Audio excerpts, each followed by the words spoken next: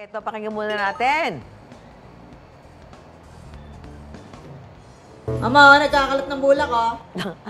Nagsasalita? Caught in the act ang aso si Bruno sa pagngat-ngat ng laruan at tila kinakalat pa ang bulak na nasa loob nito. Sinumbong tuloy siya ng kanyang fur parents sa kanyang partner. Si Bruno na alarma at itinulak papalayo ang laruan.